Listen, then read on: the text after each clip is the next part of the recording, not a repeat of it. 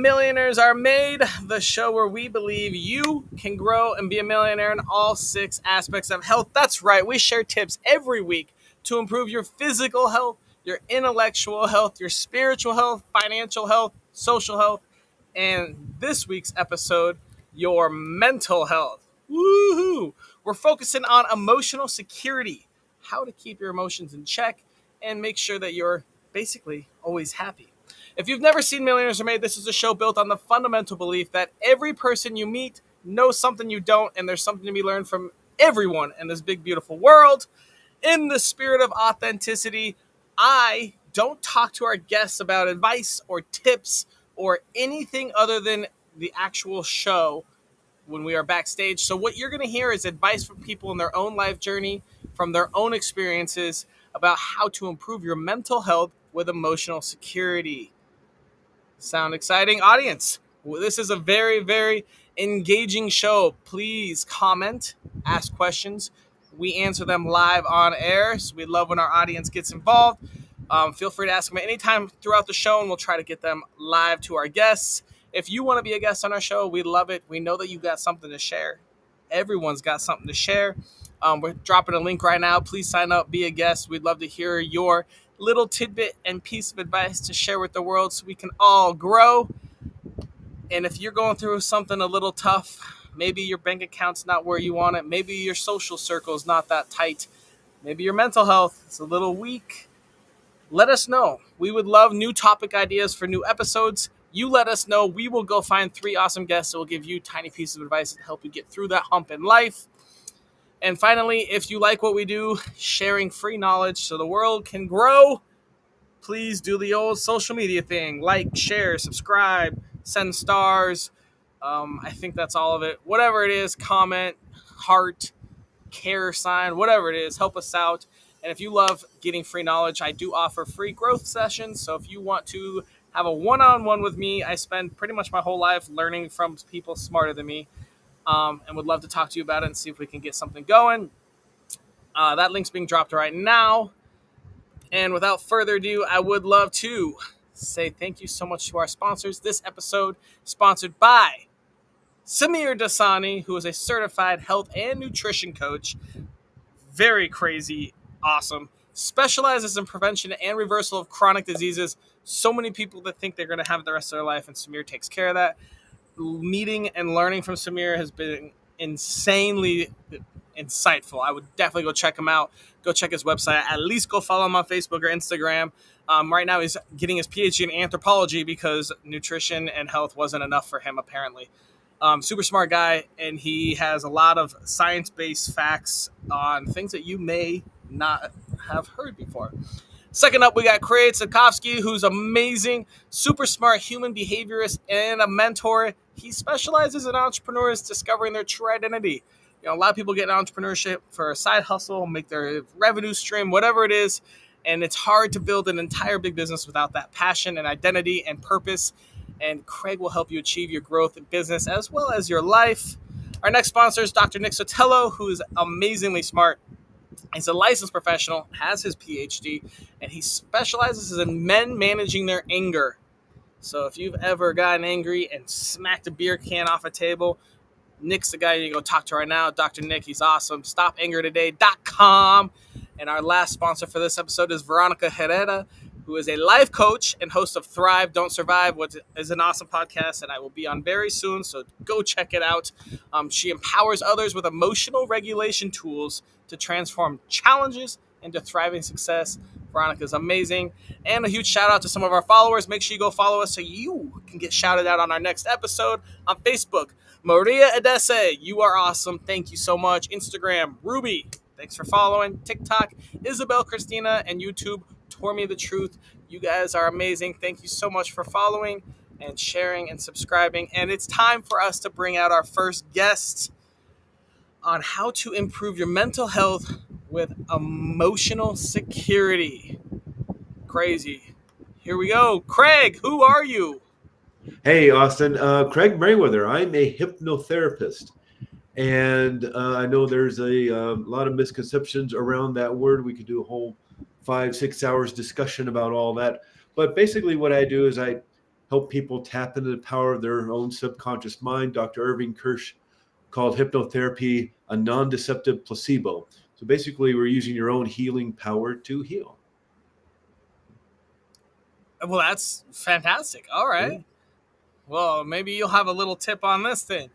Yeah. If I wanted to improve my mental health with emotional security, Craig, what tiny piece of advice would you give me? Relentlessness. This is something that is ongoing, never ending, and constant. That's true. Just like your physical health, you would not just go to a personal trainer once and work out at the gym twice and think you're going to be in shape for the rest of your life. You have to do something every day. So if we expect that from our physical health, why wouldn't we expect that from our mental health or emotional health? I think that's such a freaking great point. And so all six aspects we focus on, I mean, my daily routine, every day I work on them and grow on them. Love that you pointed that out, especially after COVID and all this recent stuff. Everyone's like, my mental health sucks. My mental health sucks. And it's kind of like, well, has it always sucked? And you're just not realizing it. Yeah. And it's the same with all of them. I mean, your spiritual health, your social, you always constantly have to be making better friends and improving your friends, or getting friends that fit your line and your goals. And I love that you brought that up with mental health, because it's a daily challenge. Just like you do your push-ups every day and you eat your healthy every day, you got to make sure your mental health is there every day. Where in your life journey did you learn this information? Probably just working through my own hurt and pain. I struggled a lot with depression and anxiety growing up, especially my teenage years, and it was really just working on myself, and finding those hills and valleys, and realizing, okay, it's not just going to a talk therapy session once or twice. It's not just exercising once so I can get those endorphins going, the serotonin going. It's something that needs to happen. Something needs to happen every day, even if it's just for 5 minutes. Got to find something to do. And it was just trial and error in my own life and just trying to be better, trying to feel better. That it came to me that, oh, this isn't going to end. This is just something you continuously work on. I'm not the same person I was when I was 19 or 29 or 39 or 49. And so as the challenges of life, like you were just pointing out, just in the last few years, last few months, the challenges of life continue. So we continually need to work out on yourself. Again, not only we expect that in our physical health, so why wouldn't we expect that in our emotional health or our mental health? Super, super smart. Great knowledge drop, Craig. Yeah. Relentless pursuit of your mental health. I love it. I can't wait to see what you come up with for our daily challenge at the end of the episode. We will take this on. Let's move on to our next guest. Amy is in the house. Hey, Amy, who are you? Hey, Austin. So I am a fluid artist and best selling author of a book series, and also a brand new biker babe. A brand new what was that? Biker babe. I ride motorcycles now. Oh, that's right. Yeah, I've been seeing that. Yeah. So basically, I create spiritual connections and visual meditations through the art that I create. I am also someone who uses inspiration to use loss as a positive and live your life fully, to chase your dreams and live a life of no regrets. Loss as a positive. That's interesting. Very interesting. But I've got a more important question for you right now, Amy. We'll talk about that one later. If I wanted to improve my mental health with emotional security, what tiny piece of advice would you give me? That is learning to use your inner strength to choose an outlet to process your stress and anxiety instead of choosing an addiction. Oh boy, let's dig into that. Tell us more about what you mean by that. So 2020, of course, we know what happened that year. Extremely stressful, not really knowing how to deal with life during lockdown, and I found myself going down a path of becoming an alcoholic. which growing up with alcoholic parents, I always said that is something that I would never do because I saw the bad and the negative side of what that can do to someone. And so that was always something that I never wanted to travel. And so when I realized that I was on that path, I knew that I needed to choose something different to deal with all of the stress and anxiety that I was feeling. And so art became that outlet for me. And so I was able to use that instead of picking up a bottle after work. And you said that was right around 2020, 2021? Yes. So that was about when we met, I think, right? Right around 2021-ish? Yeah. Mm-hmm. So sure I've been watching your change. Wow. Yeah. Very cool. You have. Yes. All right, well, let's dig in a little more into your past. Where in your life journey did you learn this piece of advice? It would be in the middle of COVID. And like I said, it's just making that awareness of that's the path that I was on. And I knew that's the path that I did not want to be on. And just made that conscious choice of saying, hey, I need to do something different. I need a better option to deal with that stress instead of choosing alcohol.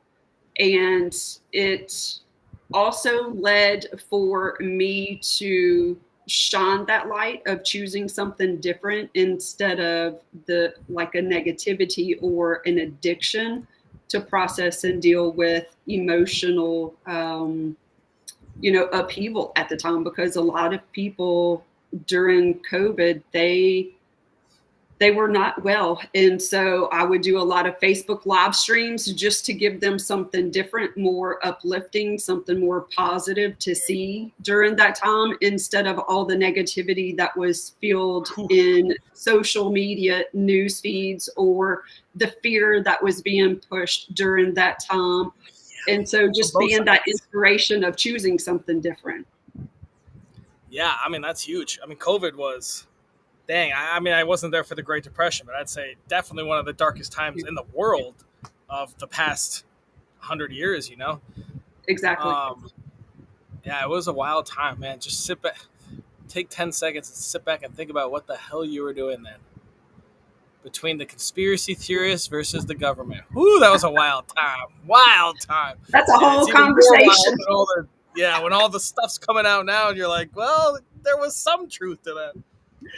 All right, Amy, thank you so much. We're going to move on to our next guest. We'll bring you back out in the round robin. Next up, we've got Reverend Joanne. Reverend Joanne, who are you?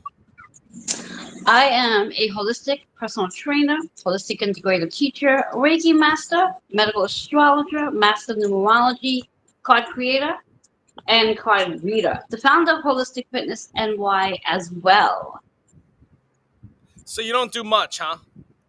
Not much at all, just a little bit of everything.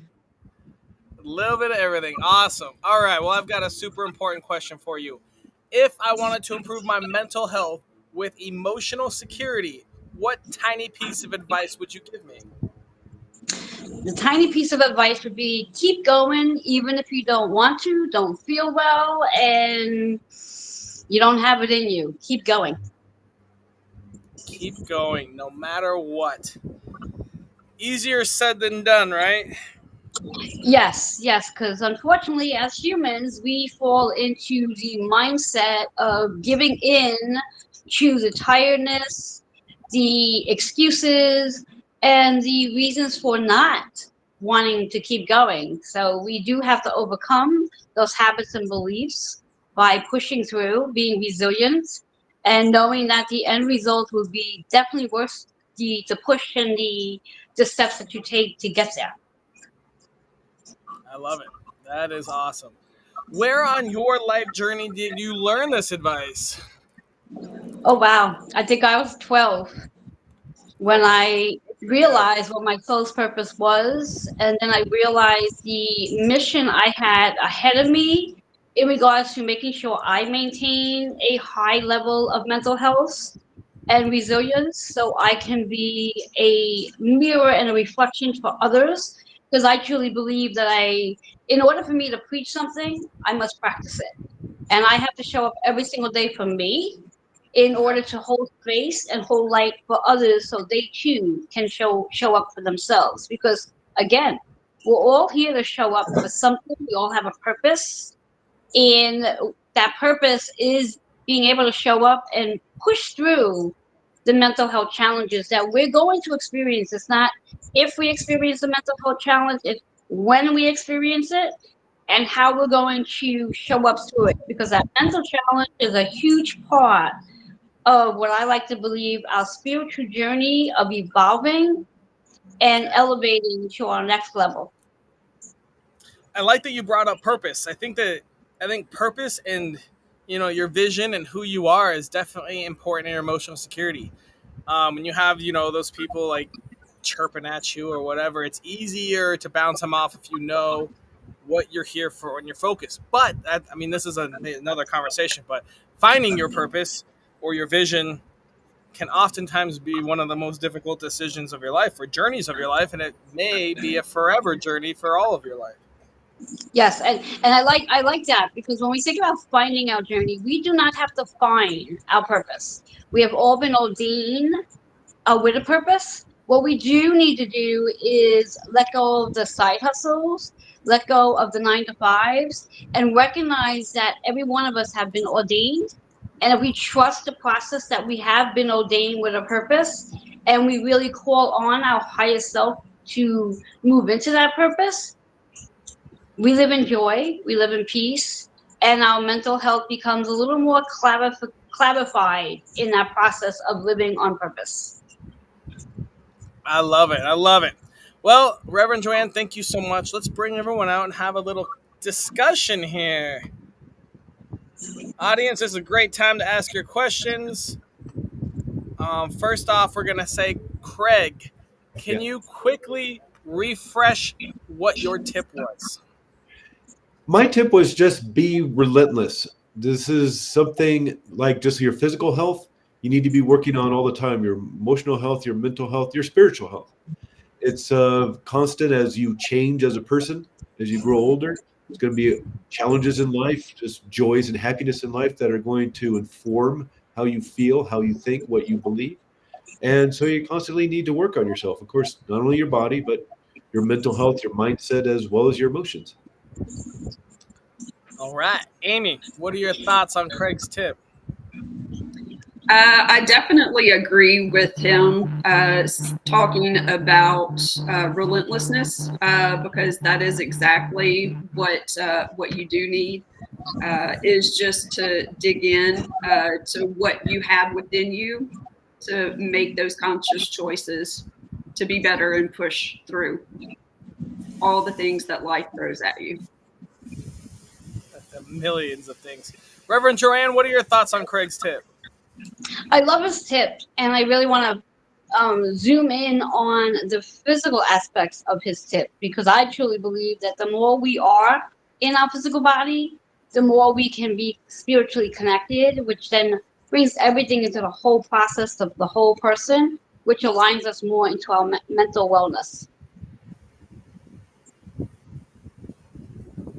I love it. Okay, well, let's move on to Amy. Amy, can you refresh what your tip was for us?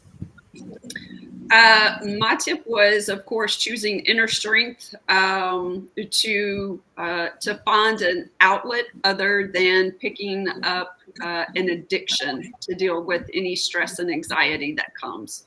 And that, of course, could be a creative outlet. It could be volunteering to do something to keep yourself busy. It could be wind therapy if you ride motorcycles. Just something other that is, it allows you not to fall into an addiction. All right, Reverend Joanne, what are your thoughts on that tip? I love the inner strengths, as I believe that everything is from within. And when we can learn how to quiet our mind down long enough to tap within, we can really quiet out all the noise that creates perhaps the addictions that many of us do fall into. So moving into that space of the inner strength allows us the whole connection between the mind, the body, our emotions, and especially the emotions. Because again, wherever our emotions are, whatever's going on in our journey at the time, we have the choice to either fall into an addiction or move into our inner strength. And our inner strength will help define where we are in our journey. And it also helps us to show up at a much higher frequency and vibration. So I love the inner strength portion. Craig, what are your thoughts on Amy's tip? Really like it. I really, especially the creative part of it. I think we all spend 30 minutes just once a week being creative. That really helps lower cortisol levels and the adrenaline, the issues we may be dealing with. Of course, there may be deeper issues. But I like what she said because there's this inherent mindfulness about just being aware of where you are, how you're feeling, and then what you need to do about it. But I love the creativity part of it. And of course, there's other things you can do, walking out in nature or going to the gym or creating your own little film festival in your own home just for fun. But there's by focusing on the things you enjoy doing, that's going to bring joy into your life. I love it. All right, we're taking a question from the audience here. Oh, we got some lining up. All right, open to anyone. What practices help you feel safe and grounded emotionally?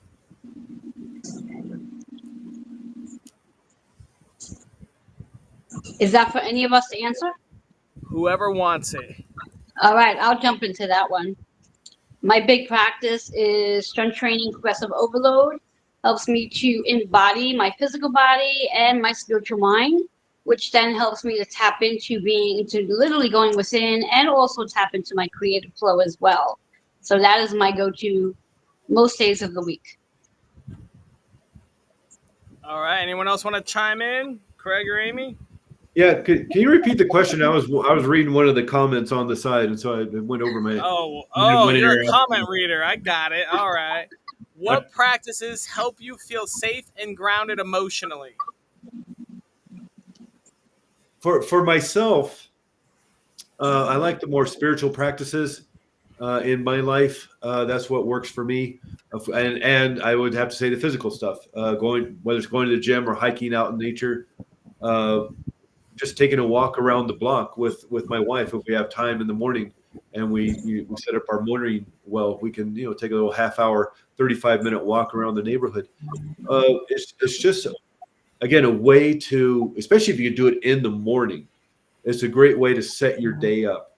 Not to say you don't maybe need to reset during the at lunch or in the afternoon or before you walk back into your house after maybe a long day or a hard day. But if you could find whatever that thing is for you, I'm not here to tell anybody how 8 billion people in the world are a little bit You're different. here to tell them exactly what to do.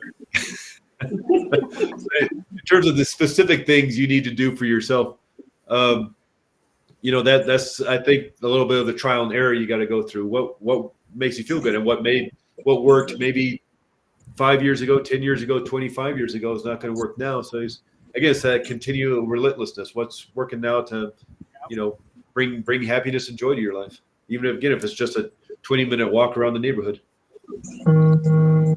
Agreed. I'll answer this one too. So today I've got a big meeting after this. Through a little nerves, a little shake on your self-confidence. I use an app called UtiliSelf, and so on it has you put in your own checklist. At least that's how I use it. They have way more to the app than I use, and obviously I use the tip of the iceberg. But one of my things I do every day is I go do my 3 things I'm grateful for, my most important task, and then I do a nice chant/hum. And usually I chant "I am the golden goose" is one of my favorite ones that I go to if I don't have anything else. But that takes about 30 seconds in the morning, maybe 45 seconds. And that sets you off. So that builds that confidence right up. You know your most important task. You're ready to go take it down. You start, that little self-affirmation type deal. And then you got your 3 gratitude to keep in your mind. I think that's killer for me. All right, we're going to move on to oh my God. We're going to move on to another question. Sheesh. All right, here we go. Dun dun dun dun dun. Good point, Craig. What kind of support system do you feel is essential for emotional and mental well-being? If you could surround yourself with a group of people that love you and support you, of course, that's a great way. I know that's not everybody's situation. Uh, an online group is fine, but it'd also be nice if there's a way to meet with a group. Probably the biggest growth I ever did was when I created a mastermind group of just two other people who were parents at my son's school, and we all realized we each wanted to change the world in our own way.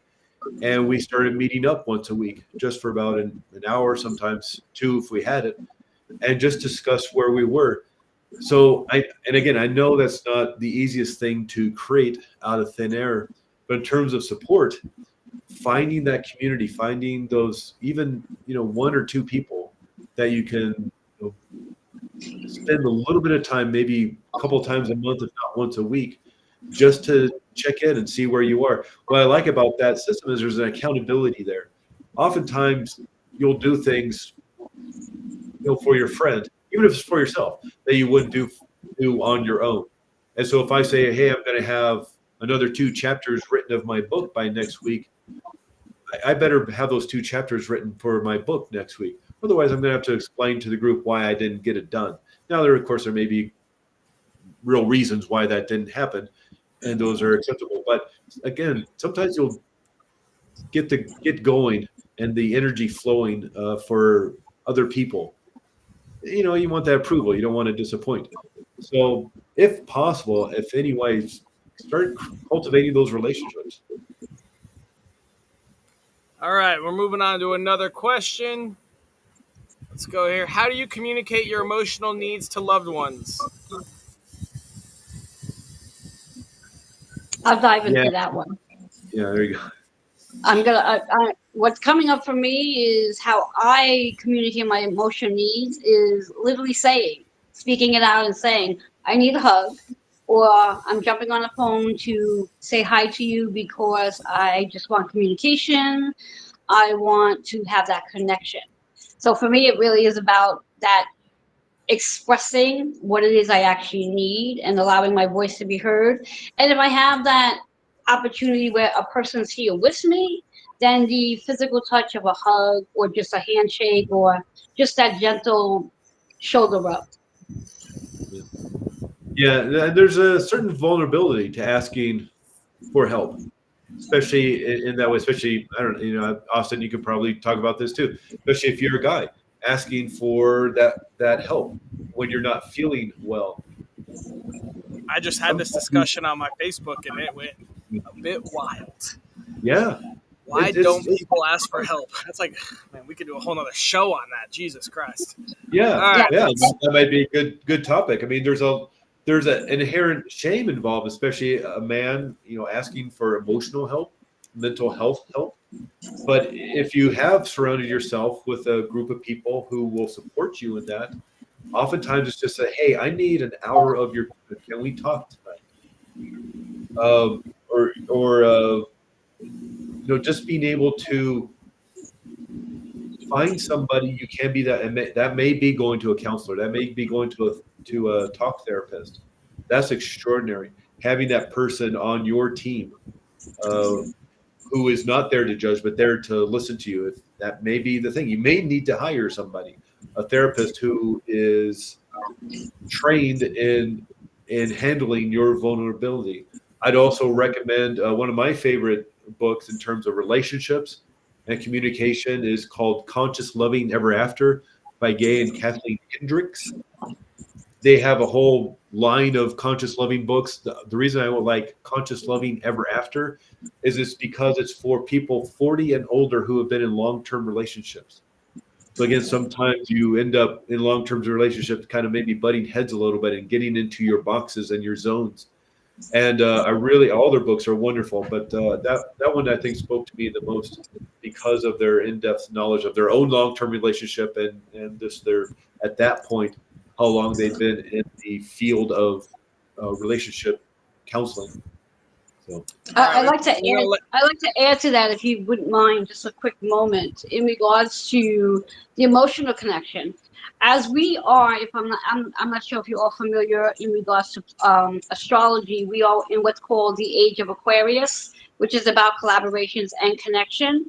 And a big part of that is in regards to being vulnerable enough to ask for the support, because that vulnerability opens you up to be able to receive from all other areas of your life, not just based on the emotional concepts of things, but being able to receive abundance, reference to wealth and health. So it does spill out to a lot of other areas of our lives. So I think vulnerability for men and women needs to become a bigger process in what we're doing, so we can all expand in our generational wealth as we move forward. I love Hey, it. All right, Austin. we're gonna let Amy answer this next one. We have two that are pretty similar. One of them says, "What is your go-to resource when you're struggling mentally?" From World Traveler, and then we've got Saba. What advice would you give someone struggling to find emotional stability?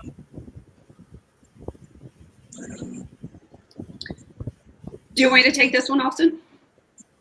Yes. Okay.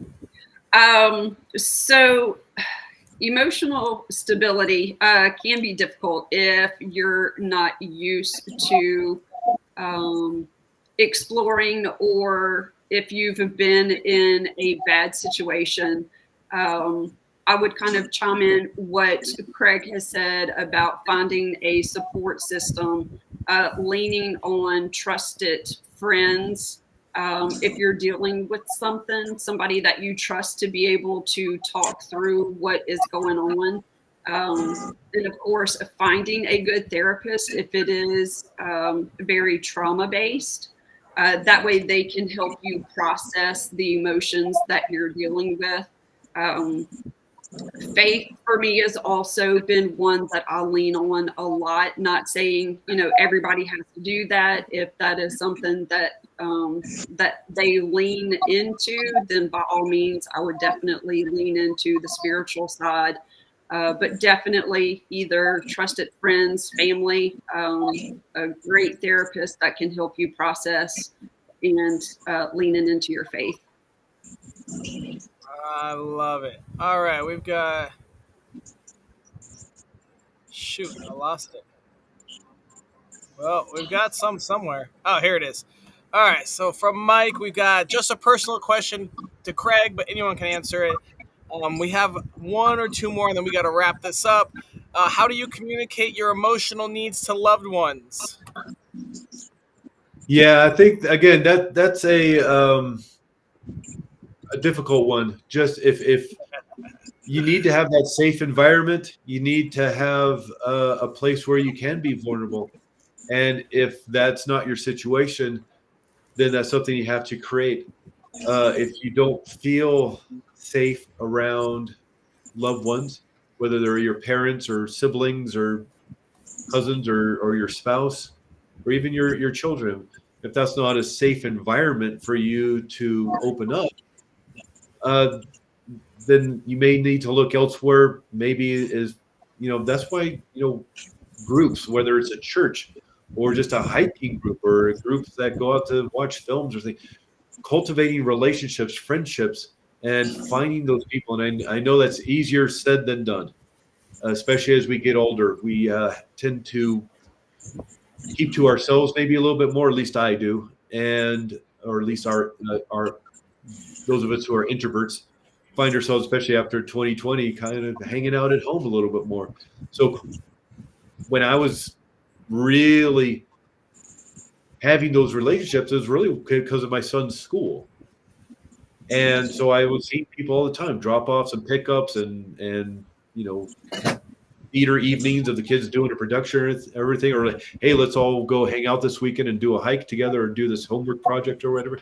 And so they cultivate a lot of relationships. And once the kids got out of high school and went off in all sorts of directions, we kind of lost touch of that. And so it's been a little bit of a struggle for myself, even to come up with the people in my life who I can open up to like that. I have a friend I can call up and we can take a walk or just hang out over a cup of coffee and just chat.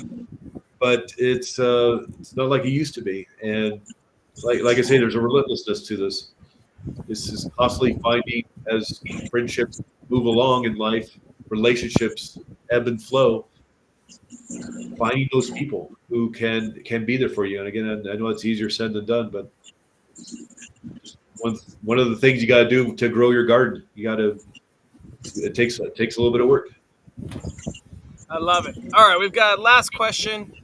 My question is for Amy, as she's into a biker gang. How can we as a community better Okay. support one another in maintaining mental health?